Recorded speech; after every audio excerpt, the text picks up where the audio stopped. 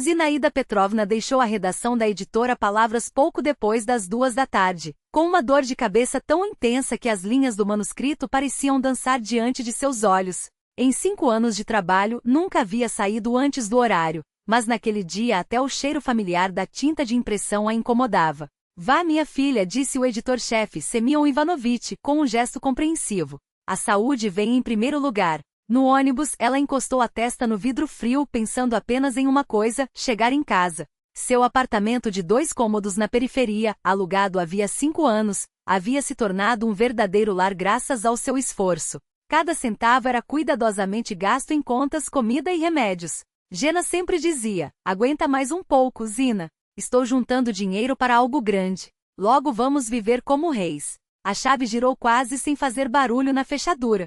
Na entrada, um casaco feminino desconhecido com gola de pele pendia no cabideiro. Um perfume doce e artificial enchia o ar, contrastando com o cheiro simples de sua rotina. Vozes vinham do quarto. Ela parou diante da porta entreaberta e em um instante, 5 anos de sua vida se desmoronaram. Na cama, sob a colcha de retalhos feita pela avó Fiocla, estavam Gena e uma desconhecida loira. A mulher tinha uma beleza artificial, daquelas criadas em salões de luxo, mas não era isso que a deixava paralisada. Nos ouvidos da estranha balançavam brincos com granadas vermelho escuro, os mesmos que Gena lhe dera de presente 1 ano antes, com palavras solenes. São uma relíquia de família da minha avó Alexandra Mikhailona. Ela pediu para entregá-los à mulher que seria a mãe dos meus filhos. Nossa filha os herdará um dia. Zina lembrava cada detalhe daquele momento. O toque do metal frio, os sonhos de usá-los no casamento, de contar a história à filha. Agora, eles adornavam outra mulher. Gena, quando é que você vai ficar rico de verdade? Perguntou a loira, esticando-se como um gato satisfeito. Já estou cansada de esperar. Tenho planos ambiciosos. Em breve, Alina, em breve. O grande negócio está quase pronto. Vamos viver no luxo, prometo. As mesmas palavras que ele repetia a Zina todo mês, enquanto ela lhe entregava 8.000 rublos para as contas, a comida, os remédios. Enquanto ela economizava no almoço, comprando só uma sopa de 20 rublos na cantina, ele levava Alina a restaurantes. 5 anos. 5 anos acreditando em um futuro juntos, guardando cada moeda, sonhando com filhos, com uma família. 5 anos esperando que Gena dissesse: vamos ao cartório, Zina. É hora de nos casar. De repente, algo dentro dela mudou. A dor deu lugar a uma calma estranha. Ela entrou no quarto, pegou o passaporte e a carteira de trabalho. O celular foi para o bolso do casaco. Sobre a cômoda, uma foto. Ela e a avó Fiocla junto ao poço na aldeia de Rakitina. Os olhos severos da velha pareciam observá-la. Viver junto não é família, netinha, ecoaram suas palavras. A vaca é alheia, mas o leite é seu que bebem. Deixou a bolsa com dinheiro e cartões sobre a mesa, ao lado das contas pagas. 800 de luz, 1.000 de gás, 500 do interfone. Tudo quitado com seu suor, com seu salário honesto. Enquanto isso, Gena gastava o dele em jantares e presentes para a amante. Até os brincos, afinal, não eram só para ela. Riso veio do quarto, primeiro feminino, agudo, depois masculino, triunfante. Outros sons a fizeram sair às pressas. Deixa disso, Alina ouviu a voz de Gena. A Zina é uma boba, trabalha que nem uma mula, não nega dinheiro. A dona de casa perfeita. E você? Você é para o prazer e para a alma, riu a mulher. A porta bateu com tanta força que o prédio todo tremeu. Riso explodiu atrás dela. Agora riam dela, de sua ingenuidade, de 5 anos de dedicação e sacrifício. No patamar, encostou-se à parede, fechando os olhos. As lágrimas ardiam, mas chorar ali, à porta dos outros, era impossível. Os vizinhos ouviriam, viriam, fariam perguntas. Só na rua permitiu-se soluçar. Cada lágrima levava um pouco da Zina que viverá sonhos alheios, que acreditar em promessas vazias, que construíram um lar sobre alicerces falsos. O celular vibrou. Uma mensagem de Gena: Zina, não exagera. Vou explicar tudo. Não é o que parece. Ela olhou para a tela e sorriu entre lágrimas. O que havia para explicar? Os brincos nos ouvidos de outra diziam mais que 1000 palavras. Apagou a mensagem e seguiu para o ponto de ônibus. No bolso, 500 rublos, o suficiente para a passagem de volta. Não para o apartamento, mas para o verdadeiro lar. A casa abandonada da avó em Rakitina, onde ninguém jamais mentira sobre heranças de família. À noite, não tinha para onde ir. Sentada no banco da parada, contou as notas amassadas. 480 rublos. Daria para uma kitnet nos bairros mais distantes, mas sem comprovante de renda ou depósito ninguém alugaria. A editora Palavras era o único lugar onde tinha chave. O zelador, tio Misha, um homem bondoso perto da aposentadoria, apenas balançou a cabeça ao vê-la à porta às 8:30 da noite. O que aconteceu, menina? Esqueceu os documentos? Não tenho onde dormir, tio Misha, respondeu ela sem rodeios. Ele não perguntou mais. Sua vida também tinha conhecido dor. As rugas ao redor dos olhos e o hábito de não se surpreender com o sofrimento alheio falavam por si. Tem um sofá na sala de descanso. Leva um cobertor. Mas só até de manhã, tá? A chefia não pode saber. Passou a noite encolhida sob um cobertor desgastado, que cheirava a sabão em pó e a uma bondade que o mundo parecia ter esquecido. Dormiu aos trancos, acordando a cada barulho no corredor. De manhã, tio Misha trouxe um copo de água quente e 2 biscoitos de aniversário. Segura firme, filha. A vida é cheia de surpresas. Hoje é tristeza, amanhã pode ser alegria. Às 8:30, Jenna irrompeu na redação, o rosto vermelho, os olhos injetados. A noite claramente não fora tranquila. Atrás dele, Alina, envolta no mesmo perfume doce, arrastava os pés em sua casaco de pele caro. Onde está essa louca? Gritou ele para todos ouvirem. Os funcionários ergueram os olhos dos computadores. O ar ficou pesado. Todos percebiam que aquilo ia além de uma simples briga de casal.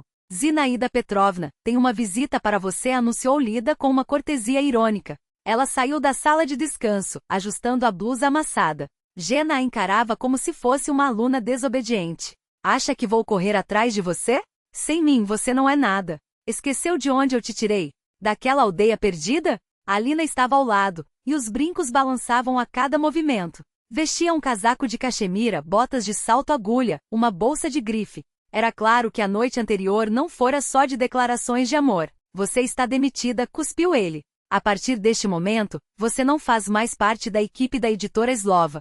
Pegue suas tralhas e desapareça, disse Jenna, com um gesto de desprezo. O editor-chefe, Semyon Ivanovich, tentou intervir, ajustando os óculos no nariz afilado. Gennady Borisovich Zovovichoribo, mas está em minha editora, minhas regras. Foi interrompido por um golpe seco na mesa. Tenho aqui os documentos de demissão por justa causa. Faltas. Quebra de disciplina. Não há o que discutir. Zina aproximou-se de sua mesa em silêncio, como se seus próprios passos ecoassem dentro dela. Os dedos, antes ágeis para corrigir provas de impressão, agora tremiam ao juntar seus pertences em um saco plástico. A foto amarelada com a avó Fekla, a caneca com a inscrição melhor editora, presente de uma equipe que já não existia, a caneta Montblanc que os colegas lhe deram no último Réveillon, o Natal em que ainda acreditava em gratidão. 5 anos de vida profissional reduzidos a um punhado de objetos sem valor. Os colegas fingiam digitar, mas ela sentia seus olhares como agulhas, uns com pena, outros com um sorriso mal disfarçado de alívio. Afinal, uma vaga havia se aberto, alguns já calculando como ocupar seu lugar antes que o cheiro de tinta fresca se dissipasse. Sua carteira de trabalho está na recepção. Amanhã. E não apareça mais na minha frente, atirou Jenna ao se afastar, sem sequer olhá-la. O ar-condicionado zumbia como um enxame de abelhas irritadas. Do lado de fora, o frio de dezembro golpeou Zina como um soco. Ela inspirou fundo, sentindo o gelo queimar seus pulmões. Não tinha mais apartamento. O aluguel vencera 3 dias, nem emprego, nem futuro naquela cidade que lhe prometera tanto. No bolso, apenas 500 rublos amassados e uma passagem de ida para Rakitino, sua aldeia natal, um bilhete que comprará em um acesso de nostalgia semanas atrás, sem imaginar que se tornaria seu único refúgio. A rodoviária a recebeu com o cheiro acre de diesel e suor humano, misturado ao aroma doce e podre de pirogues vendidos em barracas de isopor. Os ônibus velhos, amarelados como dentes de fumante, alinhavam-se como cavalos exaustos prontos para a última corrida. Até o centro regional, 320 rublos, informou a bilheteira, sem levantar os olhos da novela que lia no celular. Zina contava as moedas no bolso, 180. Tem lugar no das 15h30, continuou a mulher, mastigando chiclete. Próximo só amanhã, às 7 da manhã. Faltavam 4 horas. Ela vagou pelos corredores da rodoviária, observando vitrines que nunca notara antes, lojas de souvenirs baratos, quiosques de telefones quebrados, um armarinho com botões solitários em caixinhas de plástico. Parou diante da floricultura elite, onde buquês exuberantes desafiavam a pobreza do entorno. Rosas a 300 rublos a unidade, orquídeas por metade de seu salário mensal. Jenna nunca me deu flores assim, pensou, tocando uma pétala com dedos gelados. Flores eram para mulheres que mereciam perdão, não para funcionárias demitidas. Desculpe, moça. Uma voz masculina a tirou do devaneio.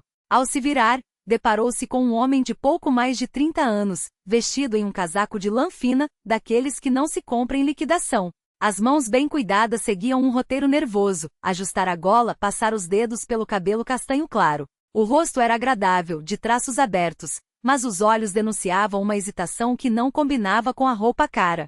Quais flores são melhores? Para pedir desculpas. Ele sorriu, constrangido. Acabei um relacionamento. Agora a consciência não me deixa em paz. Quero fazer direito, sabe? Rosas brancas, respondeu Zina automaticamente como se recitasse um manual. Simbolizam um novo começo.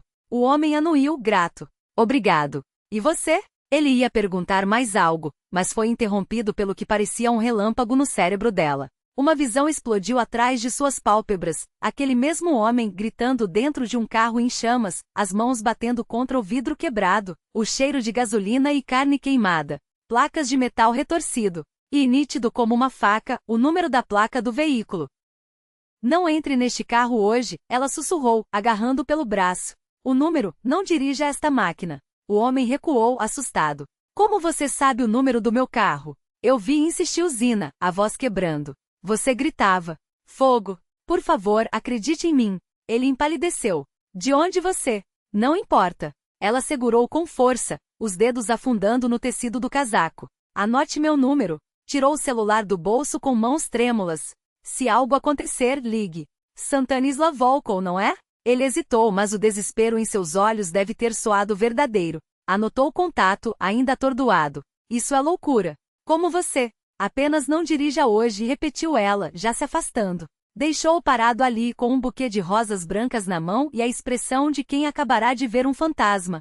Zina voltou à rodoviária a pé, economizando os últimos rublos que lhe restavam.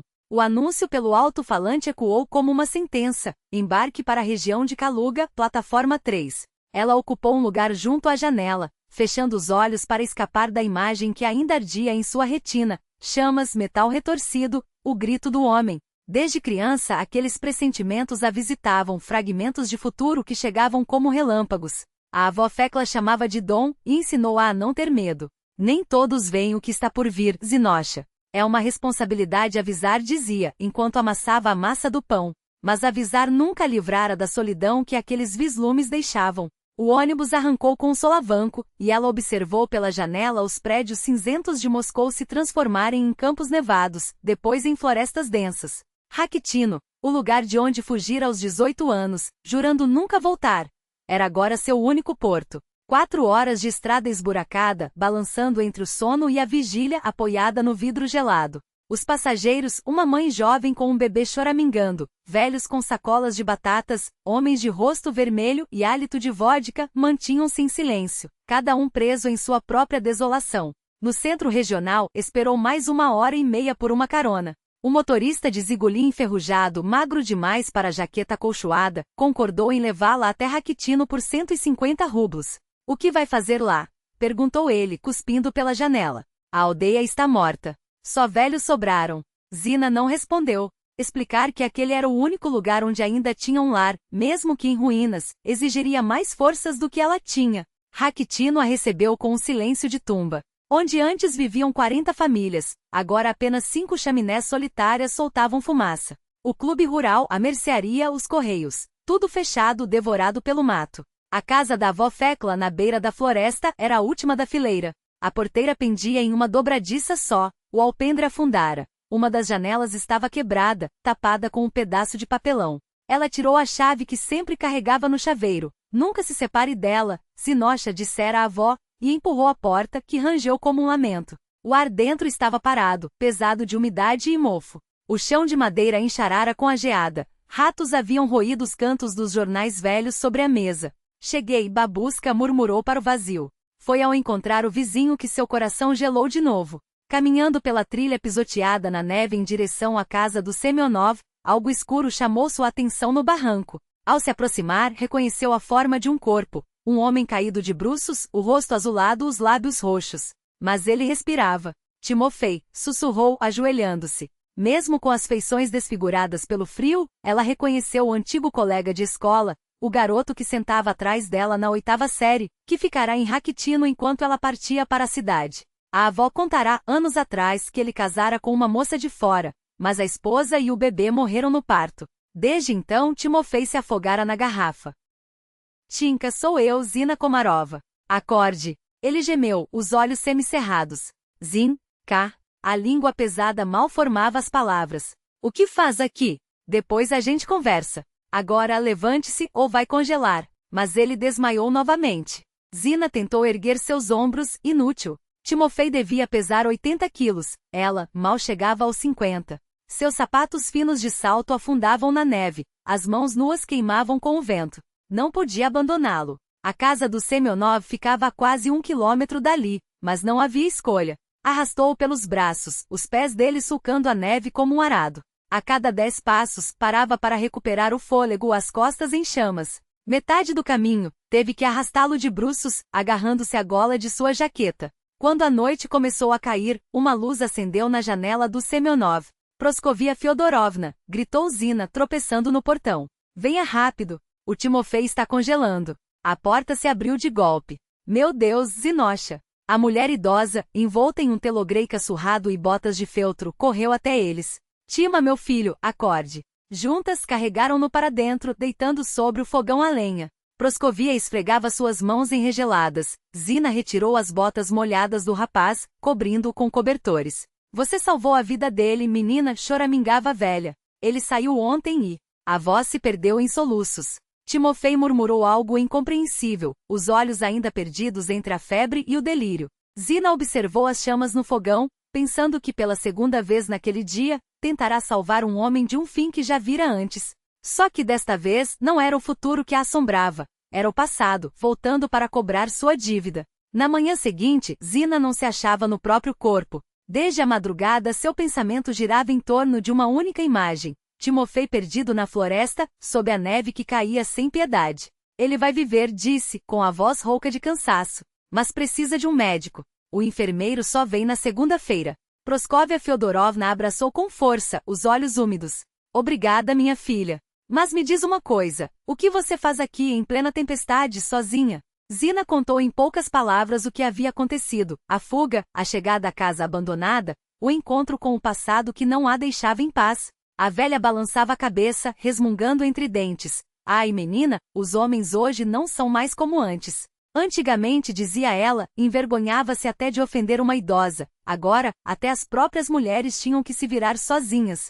Sem mais delongas, Proskovia Fyodorovna se levantou e começou a se aprontar. Vamos ver sua casa. Não ficará sozinha no inverno, vai congelar. O interior da casa da avó estava escuro e gelado como uma cripta. A velha acendeu uma lamparina a querosene e arfou ao ver a janela quebrada. Os vadios daqui acharam que a casa estava vazia, murmurou, tirando o lenço da cabeça para tampar o buraco no vidro. Amanhã arrumamos direito. Acender o fogão revelou-se uma ciência esquecida. Zina havia se esquecido de como empilhar a lenha, de como limpar a chaminé. A fumaça invadiu a sala, obrigando-as a abrir a porta para o ar gélido. Sua avó era uma mestre nessas coisas, comentou Proskovia Fyodorovna, manipulando a fornalha com mãos experientes. Não deu tempo de te ensinar tudo. Quando o fogão finalmente crepitou, espalhando um calor vivo pelo cômodo, o ar ficou mais leve. A velha trouxe de sua casa uma panela de sopa espessa, um vidro de pepinos em conserva do porão da avó e um pão preto recém-assado. Come-se e recupera. Amanhã cortamos lenha, arrumamos a casa direitinho. Zina segurou a mão rugosa da mulher. Por que você faz isso? Eu sou uma estranha. Estranha, você? Espantou-se Proskovia Fyodorovna. Fiocla te criou, então você é nossa. E uma mulher de verdade sempre ajuda quem está em apuros. Você salvou o Tinka hoje, agora nós não vamos te abandonar. Sentada à mesa da avó, sob a luz trêmula da lamparina, Zina saboreava a sopa quente e pensava em como a vida no campo diferia da cidade. Ali, ninguém pedia comprovante de renda nem exigia garantias pela bondade. Ajuda-se porque é assim que se faz, porque foi assim que os antepassados ensinaram. Quando Proskovia Fyodorovna se foi, Zina deitou-se na cama da avó, enrolada em um edredom de retalhos. As brasas estalavam na lareira, o vento uivava lá fora, e algum roedor arranhava as paredes. Sons estranhos, mas familiares, os sons da infância, quando o mundo parecia simples e justo. Estou em casa, vovó sussurrou no escuro. Finalmente em casa.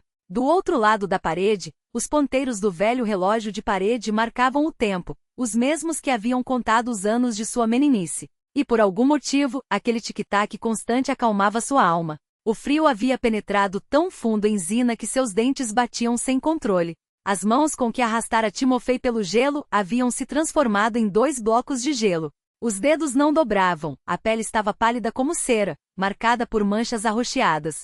Sua cabeça latejava e no peito algo chiava a cada respiração. Praskovia Fyodorovna chegou cedo como prometera carregando lenha e assustou-se ao vê-la. Meu Deus, você está queimando de febre. E essas mãos?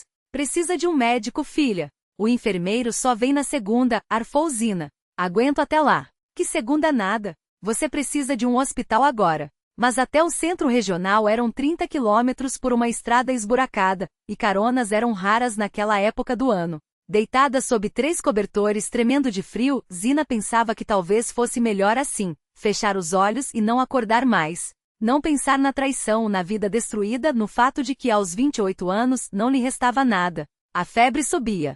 Ao anoitecer, ela já delirava. Chamava pela avó, discutia com Gena, alertava alguém sobre um perigo iminente.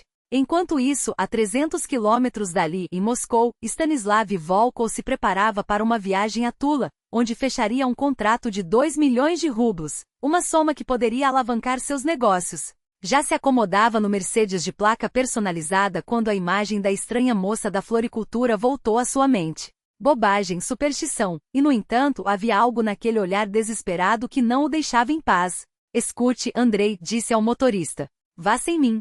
Pegarei o trem amanhã. Mas, Stanislav Nikolaevich, os negócios. Adie para amanhã. Não importa. Andrei, o motorista experiente, com 10 anos sem acidentes graves, apenas deu de ombros. Como o patrão mandar. Às 6:30 da tarde, o telefone de Stas tocou.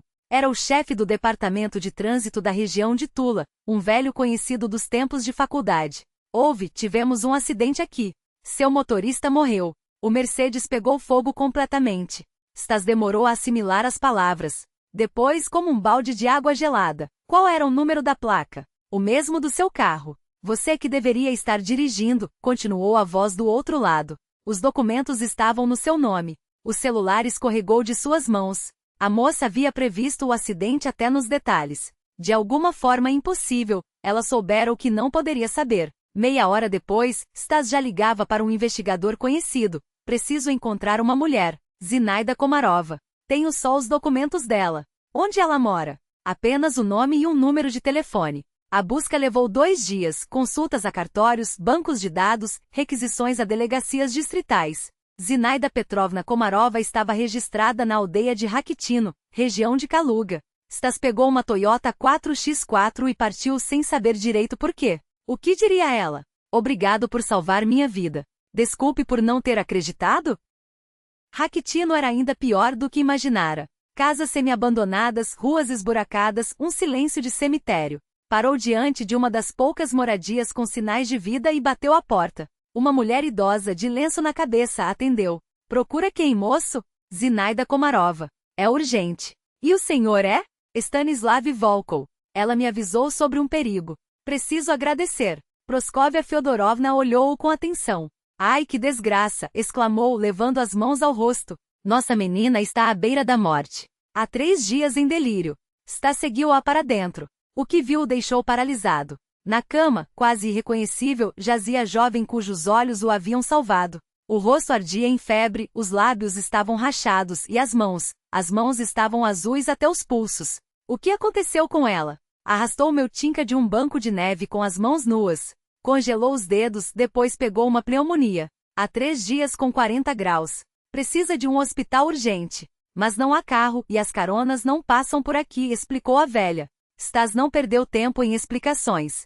Pegou Zina nos braços, leve como uma criança, mas queimando como brasas, e a envolveu em um cobertor. Vem conosco, disse a Praskovia Fyodorovna. Precisamos de alguém para acompanhá-la. A estrada até o hospital regional levou 1 hora. Stas acelerava a Toyota pelos buracos do asfalto, ultrapassando os raros veículos que apareciam, enquanto a velha mantinha a cabeça de Zina em seu colo, murmurando preces. Na recepção, a médica plantonista, uma mulher jovem de jaleco branco, reconheceu imediatamente a gravidade do caso. Temperatura de 39,7. Pneumonia. Queimaduras de 4º grau nas mãos por congelamento. Mais algumas horas e seria tarde. Zina foi levada para a UTI. Stas ficou no corredor, olhando para as paredes brancas, ouvindo o zumbido monótono dos aparelhos médicos. Praskovia Fyodorovna sentou-se ao seu lado, passando as contas de 1/3 entre os dedos. Você é um bom homem, filho. Nem todo mundo levaria uma estranha ao hospital assim. Ela salvou minha vida, respondeu Stas, simples.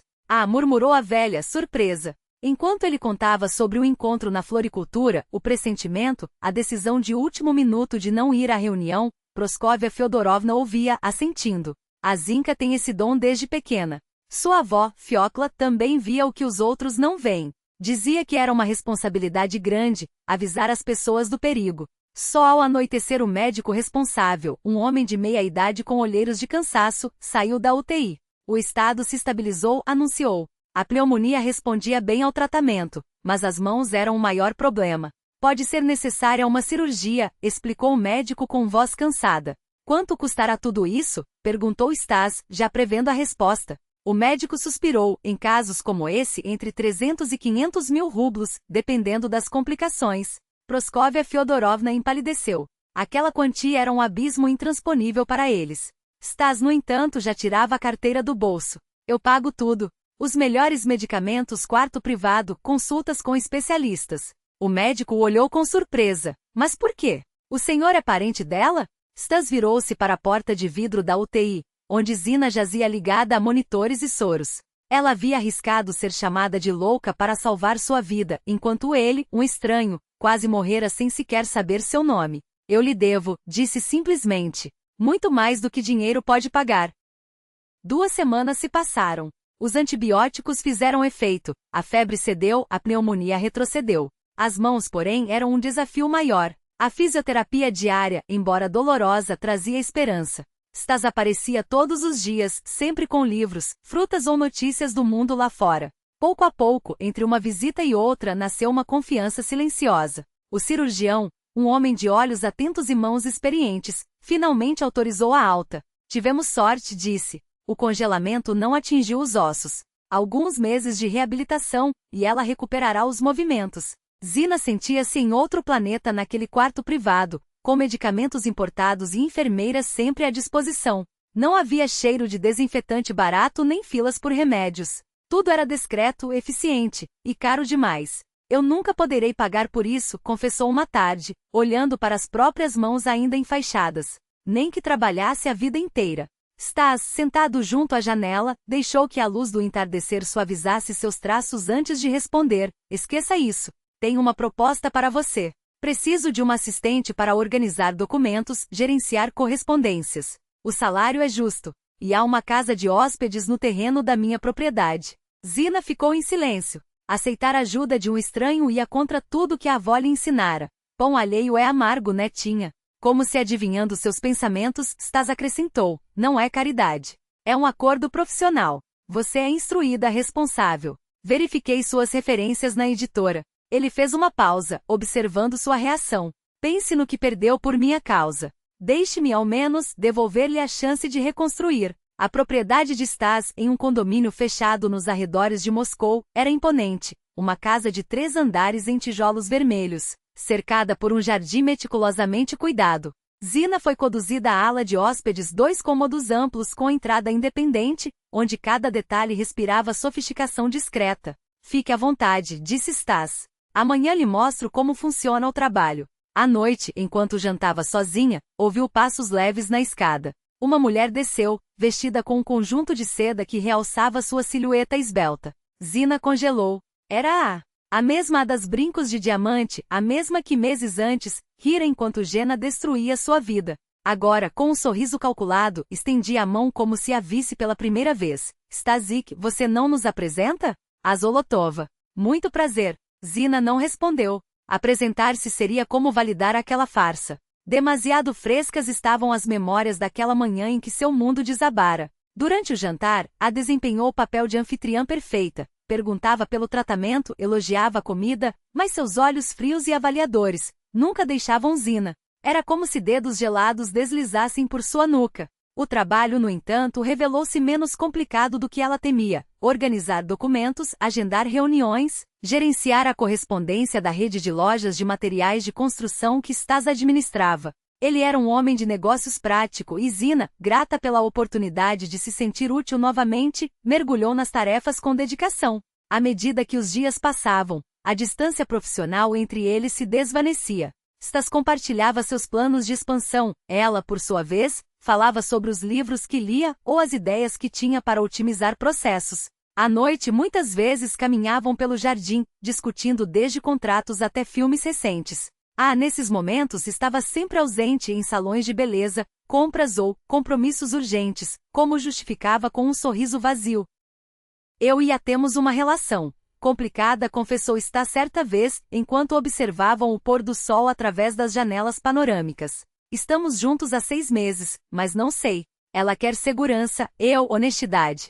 Zina virou-se para ele. E o que é honestidade? Ele demorou a responder, como se pesasse cada palavra. Quando uma pessoa não representa um papel. Quando diz o que sente, não o que o outro quer ouvir. Naquela noite, a conversa se estendeu até tarde. Stas falou da infância modesta, dos sacrifícios para construir um império do zero. Zina, por sua vez, contou sobre a aldeia, a avó que a criará com histórias e provérbios, os sonhos que se quebrava e renasciam como fênix. Você é uma mulher extraordinária, disse ele ao final, com uma admiração que a deixou sem palavras. Muitas pessoas, depois de tudo que passou, teriam se tornado amargas. Ela sorriu, lembrava-se das palavras da avó, o ódio é veneno que corrói o próprio copo. Quando Stas a acompanhou até a porta do quarto de hóspedes, o ar entre eles ficou denso. Ele hesitou, então inclinou-se e depositou um beijo suave em sua bochecha.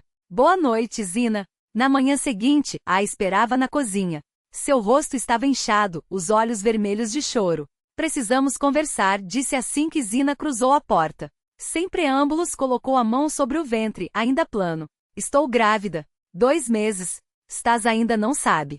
Zina sentiu o chão se abrir sob seus pés. Mais uma vez a felicidade alheia era construída sobre os escombros de suas próprias esperanças. Parabéns, conseguiu dizer, a voz seca. Avançou um passo. Você entende o que isso significa? Nós vamos formar uma família. E você? Você está destruindo o que temos. Eu não estou destruindo nada. Só trabalho aqui. Pare com isso, explodiu A. Acha que não vejo como vocês se olham? Como ele sorri para você? Ela baixou a voz, mas as palavras cortavam como lâminas. Mas agora há um bebê. Não permitirei que você se interponha entre um pai e sua família. Zina afundou na cadeira. A maternidade sempre fora sagrada para ela, a avó contava como sua própria mãe morrera ao dá-la à luz, trocando a vida pela da filha. Destruir uma família onde uma criança vai nascer, murmurou. Eu me vou.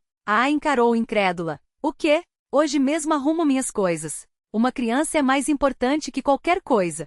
Zina levantou-se, mas antes de sair, hesitou. Aqueles brincos que ele lhe deu, pode guardá-los para o bebê, que seja uma herança de família. O rosto de A empalideceu. Zina então soube, ela a reconhecera. Não sei do que você está falando, mentiu A, mas suas mãos tremiam. Desejo felicidade à sua família, disse Zina ao sair. Encontrou Stans no corredor, desorientado com o célula na mão. Zina, o que está acontecendo? A disse que você está indo embora. Ela evitou seu olhar. Apareceram compromissos familiares. Que compromissos? Você mesma disse que não tinha ninguém. Sta segurou seus ombros, forçando-a a encará-lo. O que houve? Ontem à noite, eu achei que... Ontem foi ontem, cortou ela, libertando-se com suavidade. Agradeço por tudo. Nunca esquecerei. Mas é melhor assim. Ele tentou insistir, mas Zina já fechava a mala. Ao passar pela porta, olhou para trás uma última vez. Cuide bem da sua família, Stanislav Nikolaevich. É o que realmente importa. O táxi a deixou em frente ao prédio onde morara por 5 anos. Só então percebeu. As fechaduras eram novas. Um cadeado brilhante, impessoal, declarava sua exclusão. A zeladora, uma mulher corpulenta de avental manchado, cruzou os braços. E você quem seria? Eu morava aqui. Zinaida Komarova. A mulher bufou. O dono mandou não deixar você entrar. Diz que a inquilina se mudou. Zina olhou para as janelas do 3º andar, onde Gena provavelmente celebrava mais uma vitória sobre uma ingênua. No bolso, o celular vibrou. Estás novamente. Zina, onde você está? Volte, vamos conversar. Ela desligou o aparelho. Era tarde para procurar um lugar para dormir. Em sua bolsa, apenas algumas notas amassadas e um bilhete de metrô usado. A noite caía sobre Moscou, indiferente. Zina apertou a mala contra o peito e começou a caminhar, sem rumo, enquanto as luzes da cidade piscavam como promessas que nunca lhe pertenciam. Os 20.000 rublos economizados em um mês de trabalho pesado bastariam para começar. Zina pegou a mala e dirigiu-se à rodoviária. Mais uma estrada, mais uma incógnita. Mas desta vez ela sabia, com uma clareza dolorosa, que não havia lugar para ela naquela cidade. Seu quarto alugado na Comunalca custava 7.000 por mês. Um espaço apertado onde dividia o banheiro com uma estudante de ensino à distância e um aposentado que afogava as memórias na vodka. Ninguém ali perguntava sobre seu passado. De dia, ela batia de porta em porta com seu currículo, enfrentando olhares de desdém em escritórios reluzentes. À noite, varria os corredores do Mercúrio, um centro de negócios de mármore e aço, por 300 rublos à madrugada. Não era dinheiro, mas comprava pão. E mais importante, o cansaço a salvava. Às 10h30, quando os últimos funcionários iam embora, ela começava pelo 12º andar, empurrando o balde, passando a vassoura, esvaziando lixeiras. A fadiga envolvia como um cobertor de chumbo e as memórias, aquelas que doíam demais, não conseguiam furar a névoa do esgotamento. Já fazia um mês desde que deixara a casa de Stas. O celular permanecia mudo. Ela bloqueara seu número, mas ele aparecerá algumas vezes no escritório de imóveis onde tentará conseguir uma vaga como corretora. Diga que não estou, pedia a recepcionista, e saía pela porta dos fundos. Enquanto isso, naquela sexta-feira, Stas sentava-se à mesa do Leão Dourado, um restaurante onde o ouro dos talheres ofuscava menos que o brilho dos negócios. À sua frente, parceiros discutiam contratos de materiais de construção, mas sua mente divagava. Um mês sem Zina parecia uma eternidade. A casa, antes um refúgio, tornará-se uma gaiola. A cada passo de A, agora exibindo a barriga com orgulho, traçando planos para o casamento, ele sentia as grades se fecharem. Foi então que a voz rouca de Gena Krylose rompeu no salão, arrastando consigo o cheiro ácido de uísque e derrota. O rosto vermelho, os olhos turvos, o terno caro amassado como se tivesse dormido nele. Atrás, uma garçom tentava impedi-lo de tropeçar nos próprios pés. Gennady Borisovich Zovovichoribu cumprimentou Stas seco. Como vão as coisas? Ótimo. Gena deixou-se cair na cadeira vazia. Estou celebrando um sucesso. Enganei 2 tolas, a minha Zinka e a sua Alenka. Os parceiros de Stas trocaram olhares, despediram-se com desculpas esfarrapadas e evaporaram. Ficaram só os dois, um homem sóbrio demais para a hora, outro bêbado demais para a vida. Do que está falando? Stas apertou o guardanapo. Ah, para com isso. Gena riu, um som úmido e desagradável. A sua é minha há 1 ano. Só que ela acha que está grávida de mim, mas diz que é sua. Tem medo que eu a largue se descobrir. O sangue de Stas gelou. Você mente. Pra quê? Gena puxou o celular do bolso. Quer ver nossas fotos? Ou prefere ler os SMS? Meu amor, quando a gente se vê? Leu, exibindo a tela. Isso foi hoje de manhã. Stas olhou. As mensagens não deixavam margem para dúvidas. Carinhos planos, a confissão de que ela temia suas suspeitas. A voz saiu áspera. E Zina? A Zinka. Gena tomou um gole do vinho alheio. A tola perfeita. 5 anos me bancando sem reclamar. Achava que eu ia casar com ela. Ele riu, como se a crueldade fosse um troféu. Só que eu ia me casar com a jovem bonita fogo na cama. E a Zinka? Bom, uma governanta de graça. Stas levantou-se tão rápido que a cadeira rangeu. A raiva queimava, misturada a uma náusea profunda. Nojo de Gena, de si mesmo por ter acreditado na farsa. Onde está Zina? Perguntou, contendo a voz. E daí? Gena encolheu os ombros. Que se dane. Agora tenho a Alinka que fisgou um homem rico. Você? Pisou o cigarro com um sorriso sujo. E eu bem, vou visitar a velha amiga de vez em quando. Stas agarrou-o pela lapela, ergueu-o como um boneco de pano. Ouça com atenção. A partir de amanhã, todos os contratos com suas empresas estão cancelados. Nem um copeque sequer virá de mim. Você está louco. Gena tentou se soltar, a embriaguez evaporando em pânico. Nós tínhamos um acordo. Acordo com quem? Stas o empurrou de volta à cadeira. Com um homem que trai todos ao seu redor? Considere que nunca nos conhecemos. Em casa, a recebeu-o com um sorriso triunfal, envolta em um pé de seda que custará mais que o salário de Zina em um mês. Darling, como foi o jantar? Já pensei em tudo para amanhã. Arrume suas coisas, cortou Stas. O quê? O sorriso desabou. Você ouviu. Arrume suas coisas e vá embora. Agora. Stas, o que aconteceu? Eu estou grávida. Você não pode. Do Gena Krylov. Ela empalideceu, afundou na poltrona. Ele estava bêbado, inventou coisas. Então são invenções. Stas ligou o gravador do celular. A voz de Gena, pastosa e cruel, encheu a sala. A cobriu o rosto com as mãos. Eu tinha medo, choramingou. Medo que ele me deixasse. Não tenho ninguém, não posso criar um filho sozinha. Não é problema meu. Stas subiu as escadas sem olhar para trás. Você tem meia hora. Pode ir para o pai da criança ou para seus pais. Não me importa. Trancou-se no escritório e descou o número do detetive. Encontrar Zina foi mais fácil do que imaginava. Em 2 horas tinha o endereço. Uma comunalca na periferia, o emprego de faxineira no Mercúrio. À 1h30 da madrugada, Stas entrou no prédio. Uma nota de 5.000 rublos silenciou as perguntas do segurança, que o levou até o 12º andar. Tem uma moça russa trabalhando aqui. Chama-se Zina. Ele a encontrou em uma sala de reuniões, de costas, passando um pano no tampo de mogno. Ao ouvir passos, virou-se e congelou, a flanelinha úmida pendurada entre os dedos. Zina. Sua voz soou estranha, como se não a usasse há meses.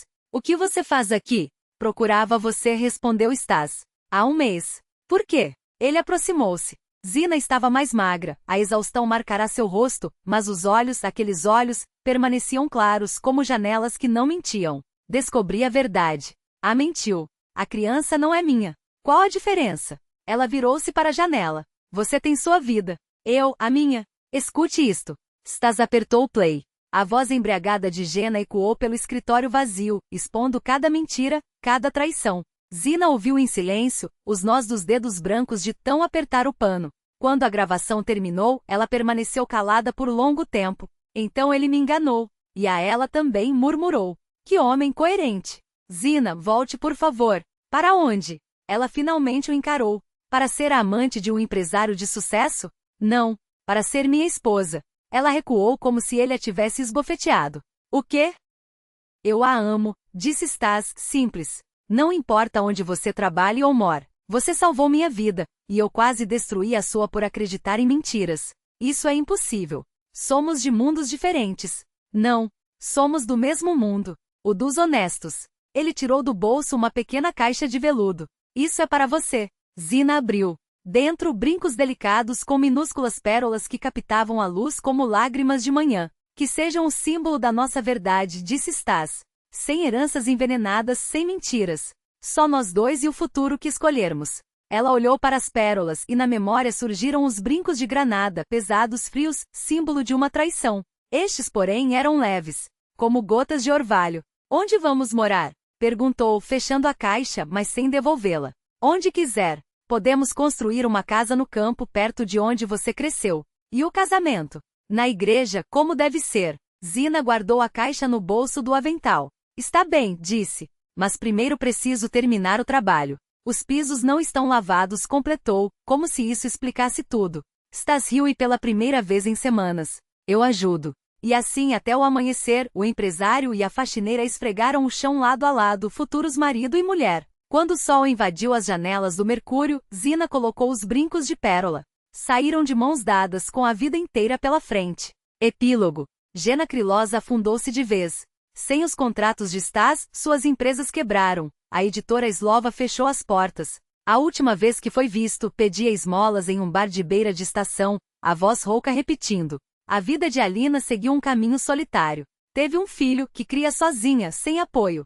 Os pais a repudiaram quando souberam da gravidez, e Gena sumiu ao descobrir que seria pai. Agora, ela trabalha como vendedora na mesma boutique onde um dia sonhou com luxo. Ainda espera, entre um cliente e outro, que algum homem rico a note. Mas, por algum motivo, todos parecem evitá-la. Zina e Stas se casaram na pequena igreja de Podrakitino, entre flores silvestres e o cheiro de pão fresco. A lua de mel foi na casa da avó, que Stas reformou com suas próprias mãos. Paredes brancas, janelas que deixam entrar o sol da manhã e um jardim onde Zina planta ervas.